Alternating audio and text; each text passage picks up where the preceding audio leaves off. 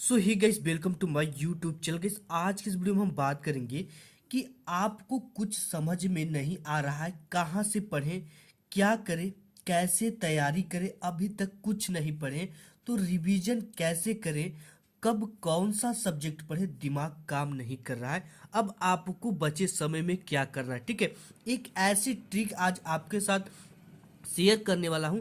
अगर आप इस पूरे वीडियो को देख लेते तो 101% मैं पूरे दावे के साथ कह सकता हूं कि आपका बोर्ड एग्जाम में 90 से 95% लाने से कोई नहीं रोक सकता, चाहे आप जितने भी पढ़ने में कमजोर छात्र क्यों ना हो, क्यों ना आज ही से आपको पढ़ना शुरू करना हो, लेकिन फिर भी आपका बोर्ड एग्जाम में एक अच्छा मार्क्स आएगा। ठीक है, 80 से 85 मार्क्स, बिल्कुल आप बिल्कुल एकदम कमजोर स्टूडेंट हो तब भी आपका इतना मार्क्स आएगा। आज की जो ट्रिक है ना वो बिल्कुल तहलका और आग लगाने वाली है, तो आपको इसके लिए कुछ भी नहीं करना है। ठीक है, सबसे पहले आप वीडियो को लाइक करके चैनल को सब्सक्राइब कर दो, क्योंकि इस तरह के ट्रिक और टिप्स डेली आते रहते हैं। ठीक है, तो आइए शुरू करते हैं आज के इस वीडियो को। गाइस, इन सभी प्रॉब्लम को हमने क्या किया, 5 बिंदुओं में डिवाइड कर लिया। ठीक है, 5 बिंदु को में डिवाइड किया, यानी 5 काम करो। कमजोर छात्र भी इस ट्रिक से 95% लाएंगे बोर्ड एग्जाम में। ठीक है, तो देखो आपको क्या करना है, कैसे पढ़ना है और किस ट्रिक को फॉलो करना है और कैसे किसी भी प्रश्न का उत्तर याद करना है। देखो आप भी टॉपर बन सकते हो। ठीक है, आपने अभी अभी तक अपने को पहचाना नहीं, आप अपने आप को कमजोर समझ रखे हो। ठीक है, लेकिन आप कमजोर नहीं हो। ये ट्रिक अगर आप समझ जाते हो ना तो आपके अंदर एक ऊर्जा जाग जाएगी।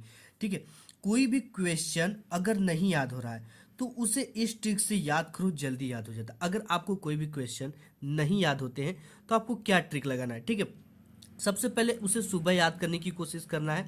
इसके बाद अगर वो लॉन्ग टाइप की क्वेश्चन है ना तो उसे छोटा छोटा कर कर याद करिए। अगर सपोज मैं एक और आपको सबसे एक सरल उदाहरण देता जो कि मैं अपने अपने लाइफ में खुद यूज किया है। ठीक है, वो क्या है, जैसे हमने सूत्र कई ठो बनाया था नादू, ये चीजें हमने अपने लाइफ से जोड़ा था। ठीक है, जैसे मुझे ये नहीं याद होता था जल्दी कि निकट दृष्टि दोष में किस लेंस का उपयोग किया जाता है और दूर दृष्टि दोष में किस लेंस का उपयोग किया जाता है। तो हमने यहाँ पे नीस एन फॉर निकट दृष्टि दोष और ए फॉर अवतल लेंस का उपयोग किया जाता है और डी फॉर दूर दृष्टि दोष, इसमें उत्तल लेंस का उपयोग किया जाता है। ठीक है, तो हमने एक ट्रिक बनाया था अपनी लाइफ में। आप कुछ भी कीवर्ड ले सकते हो, उससे आपको इस तरह का ट्रिक बना लेना है। ठीक है, आप ट्रिक बना बना कर उसे याद करोगे या उसको अपने घर में कोई नाम दे दोगे। और क्वेश्चन याद नहीं होता ना, आप उसको एक बार याद करो। ठीक है, आप उसको जब भी सोने जाओ, बैठने जाओ या किसी से बात करो, ठीक है, तो आपको उसका एक बार रिवीजन करना है। आपको ध्यान आंखें बंद कर कर सोते समय, यार मैंने ये आज पढ़ा, ये था। अगर चीज़ें नहीं आती ना तब आपका दिमाग उस पर बहुत ज़्यादा फोकस करता है। आप उसको देखोगे तो फिर आपको पूरी चीज़ें याद हो जाएंगी। तो आपको इस तरह से कोई भी क्वेश्चन याद नहीं हो रहा तो ऐसे करना है। ठीक है, आपको अच्छे से रिपीटेड करना है, फिर आपको सोते समय एक बार उसका रिवीजन जरूर कर लेना है। लॉन्ग टाइप की क्वेश्चन है तो छोटे छोटे भागों में बांटकर उसे तैयार करना है। ठीक है, और दूसरी जो सबसे बड़ी बात है, अगर आपकी हैंड राइटिंग खराब है, ठीक है, तो आपको परेशान होने की ज़रूरत नहीं है। हैंड राइटिंग पे नंबर कब करते हैं, देखो जो हैंड राइटिंग होता है ना, एवरेज हैंड राइटिंग पे नंबर कभी नहीं करते हैं। ठीक है, आपकी एवरेज हैंड राइटिंग, जैसे हमारी hand writing average hand writing के अंतर्गत आती है, इसमें क्या होता है कि आपके नंबर एक भी नहीं कटेंगे। और या आप ये जान जाओ कि 2 मार्क्स के जो क्वेश्चन होते हैं इसमें नंबर नहीं कटते, 3 मार्क्स में नहीं कटते। जब भी नंबर कटते हैं तो ये 6 नंबर वाले, 5 नंबर वाले क्वेश्चन में ही करते हैं। ठीक है, जैसे आपका जीवन परिचय लिखने को आ जाता है, निबंध लिखने को आ जाता है, तो इनमें क्या होता है कि 6 मार्क्स का रहता है तो एक से आधा नंबर कट जाते हैं। अगर आप अच्छे से लिखोगे तो बहुत कम नंबर कटते हैं, लेकिन आपने जब साधारण ट्रिक से लिखोगी तो आपके नंबर कटना तय है। ठीक है, तो देखो एक एवरेज हैंड राइटिंग है तो आपको घबराना नहीं। अगर बिल्कुल हैंड राइटिंग खराब है तो इस ट्रिक से लिखो, टीचर खुश होकर नंबर देगा। अब देखो हैंड राइटिंग आपकी खराब है, ठीक है, तो आपको क्या करना है कि जब भी आपको शब्द से शब्दों के बीच की दूरी एक पेन इतना रखना है। इससे क्या होगा कि अगर हैंड राइटिंग आपकी खराब है तो देखने में सुंदर लगती है। ठीक है, तो ये ट्रिक आपको लगाना है। अगर अब आपको सिर्फ रिपीटेड क्वेश्चन को पढ़ना है। रिपीटेड क्वेश्चन का मतलब जो क्वेश्चन इस तरह से पूछा गया हो कि ये क्वेश्चन 2017, 20, 22, ठीक है, इस तरह से पूछा गया, इन सब क्वेश्चन को केवल और केवल पढ़ना है। अब देखो मैंने आपको ये भी बताया कि कहाँ से तैयारी करना है, कैसे तैयारी करना है, ये सब चीज़ें भी बताऊंगा। ठीक है, अब आपको सिर्फ रिपीटेड क्वेश्चन पढ़ना और इंपॉर्टेंट पॉइंट को पढ़ना है। आपको मॉडल पेपर कम से कम, अगर कुछ नहीं कर सकते तो 2 मॉडल पेपर सॉल्व कर लो। देखो इससे आइडिया क्या होता है, मॉडल पेपर अगर आप सॉल्व करें तो आपको 35% मार्क्स पक्का हो जाता है। ठीक है, अगर आप 2 मॉडल पेपर सॉल्व करते हो तो आपको 35% मार्क्स बिल्कुल पक्का हो जाता है, क्योंकि जो प्रश्न पत्र बनते हैं ना वो 5 साल के पुराने मॉडल पेपर से ही बनते हैं कि कौन सा क्वेश्चन कितने बार पूछा गया, कौन सा क्वेश्चन कितना इंपॉर्टेंट है। तो आपको क्या करना है, 2 से 3 मॉडल पेपर को जरूर सॉल्व कर लेना। इससे आपको पता चलेगा कि किस तरह के क्वेश्चन बोर्ड एग्जाम में आएंगे, किस टाइप के क्वेश्चन आएंगे, किस चैप्टर से ज़्यादा पूछे जाएंगे और किस क्वेश्चन पे कितना समय देना है। एक टाइम मैनेजिंग भी आपकी सुधर जाएगी। ठीक है, नेक्स्ट टॉपिक की बात कर, आपको क्या करना है कि सभी जो सब्जेक्ट है उसका आपको प्रतिदिन 2 घंटे रिविजन कर जरूर करना है। अगर आपके पास अब केवल रिवीजन करने का समय बचा है, ठीक है, वनली रिवीजन करने का आपके पास टाइम बचा है, तो आपको क्या करना है, ईमानदारी पूर्वक आपको अपने सब्जेक्ट का रिवीजन करना है। ठीक है, और देखो सभी सब्जेक्ट समान होते हैं। ठीक है, सभी सब्जेक्ट की एक अहमियत होती है, ये नहीं कि आप एक मैं एग्जांपल आप जितने भी सब्जेक्ट पढ़ते हो ना सभी इंपॉर्टेंट होते हैं, चाहे वो हिंदी हो गए, चाहे इंग्लिश हो गए, चाहे साइंस हो गए, चाहे मैथ हो गए, चाहे एसएसटी हो गए, चाहे आर्ट हो गए, चाहे आपका पीसीबी हो गया यानी फिजिक्स केमिस्ट्री बायोलॉजी या मैथ। तो सभी सब्जेक्ट इंपॉर्टेंट होते हैं। आपको देखो इन सभी सब्जेक्ट को कैसे मैनेज करना है। ठीक है, अब तो देखो आपको बुक तो पढ़ना ही नहीं है, इसलिए नहीं पढ़ना कि आपके पास टाइम कम है। बुक ज्ञान के लिए पढ़े तो पढ़े, लेकिन अब आपके लोग देखेंगे कि आपने कितना मार्क्स लाया, ये नहीं देखेंगे कि आपने कितना कड़ा परिश्रम किया, इसके पीछे की क्या मेहनत है। ठीक है, अगर आप बुक पढ़ते रह जाओगे, रिवीजन नहीं कर पाओगे, तो आपके मार्क्स बिल्कुल बहुत कम आ जाएंगे। ठीक है, तो इसलिए आपको इन सब चीज़ों पर ध्यान देना है। देखो हिंदी भी अपने आप में एक महत्वपूर्ण प्रश्न है। ठीक है, एक इम्पॉर्टेंट सब्जेक्ट है। तो देखो जैसे अगर आपने हिंदी में 70 मार्क्स का है, ठीक है, तो हिंदी में आपका मैथ बहुत अच्छा है, आपने मैथ में कितना ला दिया, 70 नंबर ला दिया। ठीक है, चाहे जितना भी नंबर लाए, मान लो 70 नंबर ला दिया, और आपने हिंदी में कितना मार्क्स ला दिया, 35 मार्क्स ला दिया। तो इस सिचुएशन में क्या होता है कि आपकी जो रिजल्ट होता है वो बिगड़ जाता है। ठीक है, तो आपको ये मैं बताने वाला हूँ बस कि सभी सब्जेक्ट को महत्वपूर्ण होते हैं और उनको एक टाइम देना। जैसे आपको हिंदी इस समय 2 आवर तो जरूर ही पढ़ना है। ठीक है, डेली 2 आवर आपको इसको रीड करना है। इसलिए ये पढ़ना कि आप ये मत सोचो कि हमारी हिंदी स्ट्रांग है, मैं एक दिन में बहुत अच्छा कर लूँगा। 2 घंटा आपको पढ़ना, इंग्लिश भी आपको 2 आवर डेली पढ़ना है। ठीक है, और इसकी एक्सरसाइज काफ़ी करनी है, इंग्लिश की एक्सरसाइज काफ़ी करनी है, और साइंस भी आपको 2 घंटा पढ़ना ही पढ़ना है। इसमें जितना समय दोगे ना, साइंस को 2.5 घंटे भी आप पढ़ सकते हो, और मैथ को आपको इस समय 3 घंटे पढ़ने हैं। ठीक है, 3 घंटे आपको क्या करना है, इसका रिवीजन करना है। एसएसटी हो गया, आपको 1.5 घंटा इसको भी पढ़ लेना है। आर्ट क्या हो गया, हफ्ता में 1-2 दिन जरूर आर्ट की आपको एक्सरसाइज कर लेनी, प्रैक्टिस कर लेनी है। इसलिए करनी है क्योंकि आप ये मत सोचो कि मैं अच्छा कला बना लेता हूँ तो जाऊँगा तो बोर्ड में बनाना ही, कुछ भी बनाकर चले आएंगे। देखो कला ही एक ऐसी सब्जेक्ट है जो कि काफ़ी ज़्यादा ईजी है और इसमें कोई फेल नहीं होता, और आप इसमें चाहो ना कोई ज़्यादा दिमाग लगाने की जरूरत नहीं, इसमें आप बहुत ज़्यादा नंबर उठा सकते हो। जिस सब्जेक्ट में आपके नंबर कम हुए, आप क्या कर सकते हो कि ड्राइंग से उस नंबर को मैनेज कर सकते हो। तो आप ये मत सोचो कि यार चलो आर्ट है, मैं अपना जाऊंगा देकर चला जाऊंगा, जो आता है बना दूंगा। इस पे भी पूरी की पूरी फोकस करना है।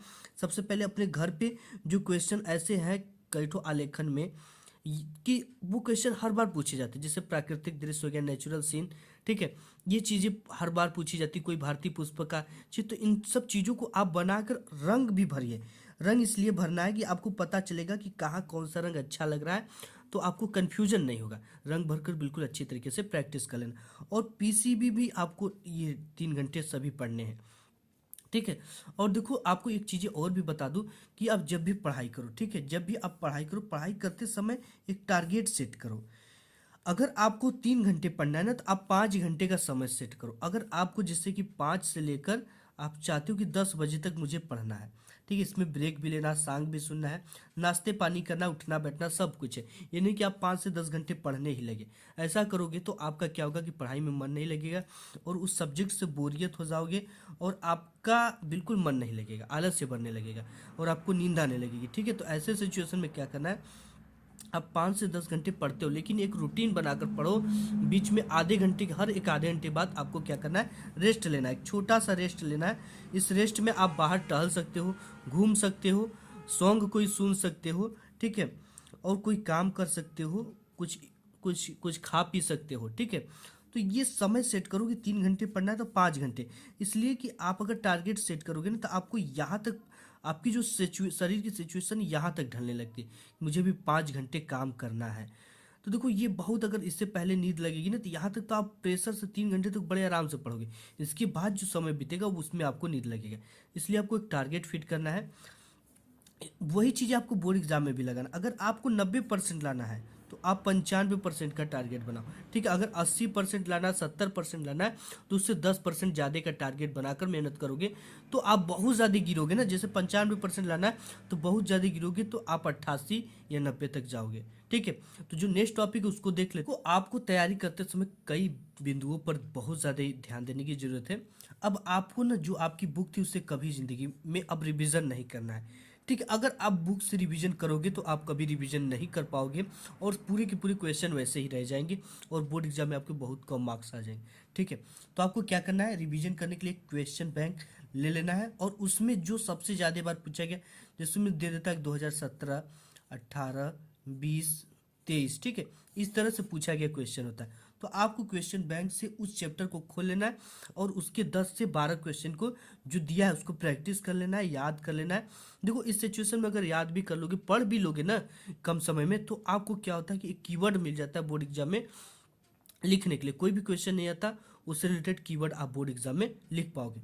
तो आपको क्या करना है कि अब केवल रिपीटेड क्वेश्चन को ही पढ़ना है, ठीक है। ये बात कर लेते हैं आपको तैयारी कहाँ से शुरू करनी है। अगर आपने अभी तक तैयारी आपकी कुछ भी नहीं है, बिल्कुल 0% की तैयारी है, तो आपको तैयारी कहाँ से शुरू करनी है, ठीक है। आपको अब सिर्फ रिवीजन करना है, आपके पास कोई समय नहीं है तैयारी करने का। अब तैयारी में केवल रिवीजन करना है, ठीक है। जो भी पार्ट अधूरा है उसके इंपॉर्टेंट क्वेश्चन को तैयार करना है। जैसे आपका भी कोई चैप्टर अधूरा है तो अब उसको पढ़ना नहीं है, ठीक है। अपने क्वेश्चन बैंक में उस चैप्टर को खोलना है और उस चैप्टर से रिलेटेड जितने भी इंपॉर्टेंट क्वेश्चन है उसे एक बार केवल एक सरसरी निगाहों से पढ़ना है और ये भी देख लेना कि ये चैप्टर कितना इंपॉर्टेंट है और इससे कितने नंबर के क्वेश्चन बोर्ड एग्जाम में पूछे जा रहे हैं, ठीक है। ऐसे देखने से आपको चीज़ें क्लियर हो जाएंगी। अगर ये 1-2 नंबर के रहेंगे तो आप उस पर ज़्यादा फोकस नहीं करोगे, ठीक है। ज़्यादा मार्क्स के होंगे तो उस पर ज़्यादा फोकस करोगे। तो ऐसे टेक्निक से आपको तैयारी करना है, ठीक है। जो पार्ट अधूरा है उसकी इंपॉर्टेंट चैप्टर पढ़ना है और क्वेश्चन बैंक से केवल तैयारी करना है, ठीक है। और जो भी क्वेश्चन ज़्यादा से, अगर आप पहले शुरुआत से ही अगर कुछ भी नहीं कर रहे तो आज से आपको शुरुआत वाले चैप्टर को पढ़ना शुरू करना है। उसमें से 10 से 5 क्वेश्चन पढ़ना है केवल। अगर कुछ नहीं तो पढ़ ही डालो, ठीक है। 10 से 5 क्वेश्चन पढ़ो। डेली आप टारगेट सेट करो कि मैं एक चैप्टर को, ठीक है, एक चैप्टर को या 2 चैप्टर को एक दिन में पढ़ लूँगा। एक दिन में एक चैप्टर को आपको पढ़ना है, ये टारगेट सेट करो, या 2 चैप्टर को टारगेट सेट करो। जैसा चैप्टर है, जिस हिसाब का पार्ट है, उस हिसाब का एक टारगेट सेट करो कि 2 तो पढ़ना है। एक टारगेट सेट करोगे ना, जब आप पूरा पढ़ोगे तो बहुत मज़ा आता है। और बात कर लेते हैं कि आपको किस टाइम कौन सा सब्जेक्ट पढ़ना है, ठीक है। सोशल मीडिया अगर यूज करते हो, फेसबुक, इंस्टाग्राम, रील्स वगैरह देखते हो, टिक्की ऐप देखते हो, तो इन सब चीज़ों को आज से ही बंद कर दो क्योंकि ये आपके बहुत बड़े दुश्मन हैं। अगर एग्जाम में अच्छे मार्क्स आ गए तो ये चीज़ें रहेंगी, कहीं जाएंगी नहीं। तो सुबह में देखो आपको क्या करना है, याद करने वाले विषय को पढ़ना है। एग्जाम्पल के तौर पे हिंदी, इंग्लिश, एसएसटी, ठीक है, जो कि लर्निंग टाइप के सब्जेक्ट होते हैं। ये सब चीज़ें क्या होते हैं, भोर में याद अच्छे होते हैं, ठीक है। उस समय आपका दिमाग बिल्कुल फ्रेश होता है और इन सब चीज़ों को क्या करता है, अच्छी तरह से ऑब्जर्व करता है। तो आपको हिंदी, इंग्लिश, जो लर्निंग टाइप के क्वेश्चन उन्हें पढ़ना है। और दोपहर में आपको क्या करना है, एक्सरसाइज वाले सब्जेक्ट को पढ़ना है। जैसे मैथ हो गया, साइंस के न्यूमेरिकल हो गया, इन सब चीज़ों की प्रैक्टिस करनी है, ठीक है। शाम के समय आपको साइंस पढ़ लेना है, केमिस्ट्री है तो केमिस्ट्री पढ़ लेना है और रात में देखो मैथ पढ़ना है, ठीक है। जब आपको जैसे सूटेबल लगे उस हिसाब से आप सब्जेक्ट को मैनेज भी कर सकते हो, ठीक है। ये सभी के शरीर पे डिपेंड करता है। आपको मैथ इसलिए रात में पढ़ना है, ठीक है। मैथ अगर रात को सॉल्व करोगे ना तो ये चीज़ें, दिमाग आपका एक्सरसाइज होता है तो नींद नहीं लगती। आप दिमाग लगाते हो ना तो इस समय आपको क्या करती है कि नींद नहीं आती है। तो आप कोशिश करिए कि जब भी आपको 6 से 7 से समय मिले, 8 से समय मिले, तो आप मैथ लेकर सॉल्व करो। और आपको क्या करना है, जिस भी चीज़ को पढ़ना है रेगुलर पढ़ना। ये नहीं कि आपकी बोर्ड एग्जाम है, एक आध दिन कोई त्यौहार आ जाता तो आप एक आध 2 दिन छुट्टी लेकर इंजॉय करने लगते हो कि अरे यार चलो इतना दिन तो पढ़ना ही पढ़ना है, त्यौहार आया इसकी इंजॉय कर ले, ठीक है। इंजॉय में आप क्या करोगे, 1-2 चैप्टर नहीं पढ़ोगे, आपका टारगेट अधूरा रह जाएगा। इसलिए आपको इंजॉय करो यार, लेकिन आप समझो ना कि आपकी बोर्ड एग्जाम है, ठीक है। ये इंजॉय भी बार बार आएंगे, ये त्यौहार भी बार बार आएंगे, लेकिन ये जो बोर्ड एग्जाम है ना ये बार बार नहीं आएंगे आपके लिए। तो अब आपको जो भी पढ़ना, अगर आप कोचिंग जाते हो तो रेगुलर जाओ, जो भी चैप्टर पढ़ते हो टारगेट बनाकर वो रेगुलर पढ़ो, जिस भी विषय से आप टाइम टेबल बनाए उसको रेगुलर फॉलो करो। तो आज की इस वीडियो में बस इतना ही, मिलूंगा एक नेक्स्ट वीडियो, तब तक के लिए धन्यवाद।